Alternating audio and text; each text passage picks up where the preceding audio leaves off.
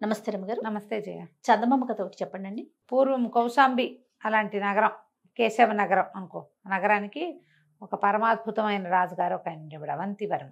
ఆయన చాలా అద్భుతంగా ధర్మం న్యాయం జరిపేవాడట. వాళ్ళ దాంట్లో కంటికి కన్ను పంటికి పన్ను, ఎవడైనా కొడితే వీడితో వాడిని కొట్టించేవాళ్ళు. అదే లెక్క. చాలా ఖచ్చితంగా అమలు జరిగిపోయేది న్యాయం. ఇక నువ్వు నేను తేడా లేదు, పెద్దవాడు చిన్నవాడు లేదు, మనవాడు కాబట్టి ఆశ్రిత పక్షపాతులుగా ఉండటాలు అటువంటివి వాళ్ళ రాజ్యంలో నడిచేవి కాదు. చాలా గట్టిగా ఉండేవాళ్ళు. ధర్మం 4 పాదాలా నడిచేది, చాలా విశేషంగా ఉండేది. ఈ రాజుగారికి ఒక కుమారుడు, వివాహితుడు, 2 పిల్లలు కూడా ఉన్నారు. అయితే ఏమైందట, ఒకసారి ఒక పెద్ద నాగుపాము ప్రవేశించింది సభాభవనంలోకి. ఎక్కడో పుట్టలు చెదిరినాయో ఏదో అయ్యింది, లేదా ఏదో కార్యక్రమం మీద పాము వచ్చింది. వస్తే ఎప్పుడైతే ఈ సభాభవనంలో కనపడిందో అందరూ చెల్లాచెదరుగా సైనికులు వాళ్ళు వీళ్ళు లేచారు. పాముని తరమడానికి కొంతమంది కర్రలు తీశారు. ఈ కుర్చీలు అవి జరిపారు. రాజుగారి పక్కన సింహాసనంలో పక్కన కుర్చీలో కూర్చుని ఉన్న రాజుగారి యువరాజు సర్రును కత్తి దూసి ఆ కుర్చీలన్నీ జరిపాక కుర్చీల పక్క నుంచి దాటిపోతున్నంత పొడుగాటి నాగుపాముని 2 తుండాలుగా కట్ చేసేసాడు. కత్తి పెట్టి కొట్టాడు. సగం తెగిపోయింది నాగు, తోక ఇక్కడ ఉండిపోయింది, పడగ పారిపోయింది. ముందు భాగంతో పారిపోయి ఆ నాగుపాము అలా అలా పరిగెత్తుకుంటూ వెళ్ళి రాజుగారి అంతఃపురానికి ఆనుకొని ఉన్న ఉద్యానవనం అడవి లాంటిది ఒకటి ఉంది. అక్కడ ఒక పుట్ట ఉంది గోడను అనుకుని. ఆ పుట్టలో ఉంది అతని సంసారం, ఆ నాగు తాలూకు సంసారం. అక్కడికి వెళ్ళాడు. వెళ్ళి కొస ప్రాణంతో తన ఇల్లు చేరిపోయాడు. పుట్టలోకి వెళ్ళిపోయాక చూస్తే ఏముంది, నాగు భార్య వచ్చి అయ్యో అయ్యో ఇట్లా అయిపోయిందంటే, యువరాజు నా దారి నేను పోయేదావాణ్ణి, అందరూ కర్రలతో బెదిరిస్తే యువరాజు కత్తి పెట్టి నన్ను నరికేశాడు, నా చావుకు కారణం వాడే. మహారాజు చాలా అద్భుతమైన వాడు అవంతివర్మ. చాలా న్యాయ సూత్రాన్ని చాలా అద్భుతంగా అమలుపరుస్తాడు. కాబట్టి నువ్వు నా మరణానికి న్యాయం చేకూర్చాలని చెప్పి ఆ నాగు కాస్త మరణించింది. మగవాడు పోయాడు, నాగుపాము చచ్చిపోయాడు. ఈ ఆడ నాగుపాము ఉంది కదా భార్య, గోడును విలపించి ఎలాగైనా తనకి న్యాయం చేకూర్చుకోవాలని భావించి ఆ రోజు రాత్రి అంతఃపురంలో ప్రవేశించి తెల్లవారుతూ ఉండగా యువరాజు మెడకు చుట్టేసిందట. అయ్యో. చుట్టేసేసరికి అందరూ కేకలు పెట్టారు. పాముల వాళ్ళని పిలిచారు, సైనికులు కొట్టడానికి వచ్చారు. ఏం చేయాలో తెలియదు. మెడ చుట్టేసి ఉంటే పామును ఎట్లా తీస్తారు? అక్కడి నుంచి మీరంతా వాళ్ళని వెళ్ళి పిలవద్దు, మహారాజుని పిలవండి, నేను ఆయనతో మాట్లాడాలని ఈ నాగుపాము మానవ భాషలో చెప్పింది. పాము మాట్లాడుతుందని రాజుగారిని పిలుచుకొస్తే రాజు భార్య దీనంగా దుఃఖిస్తూ ఏం చెప్పిందంటే, నా భర్త తన దారిని తను పోతున్నాడు, అసలు ఎవ్వరికీ ఏ హాని తలపెట్టలేదు, దాటి వెళ్ళిపోతున్న నా భర్తని యువరాజు కత్తితోటి ముక్కలుగా నరికేశాడు, నన్ను విధవం చేశాడు, నా పిల్లల్ని తండ్రి లేనివాడిగా చేసేసాడు, నాకు న్యాయం చెయ్యండి.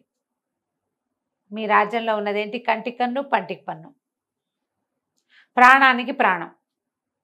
నేను యువరాజు భార్యని విధవం చేయకూడదా? ఇప్పుడు ఇతను నన్ను విధవం చేశాడు, నాకు న్యాయం చెప్పండి అనేసరికి రాజు అన్నాడు, మేము మామూలుగా నేను ఒక్కడే న్యాయం చెప్పను, న్యాయాధికారులు ఉండాలి ఇక్కడ అని న్యాయాధికారులను పిలిపించారు.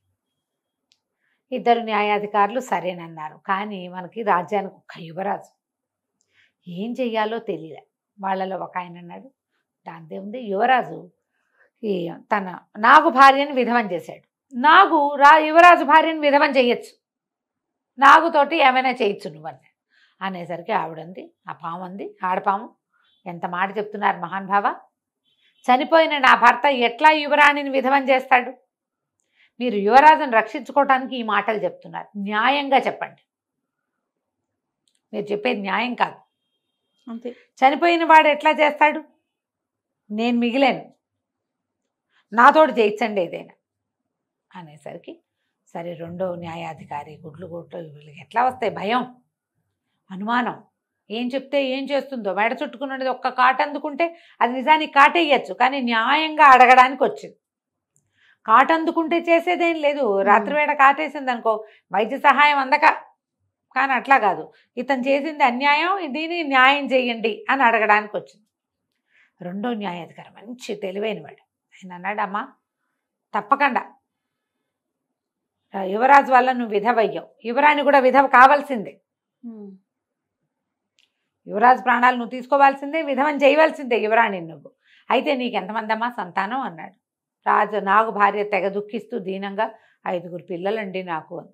సరే, యువరాణికి కూడా 5 పిల్లలైన ఉన్న విధవం చెయ్యాలి నువ్వు.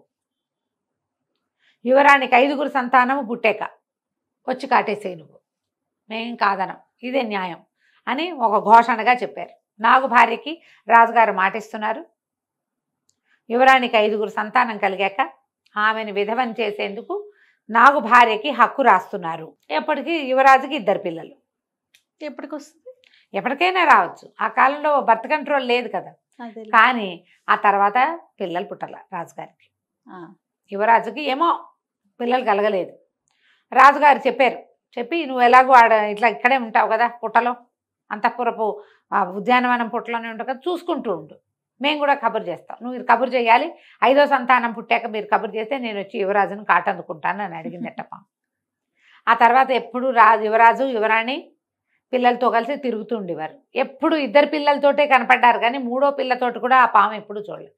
చూసి చూసి చూసి చూసి తన పగ తీరకుండానే పాము ఎప్పుడో వెళ్ళిపోయింది.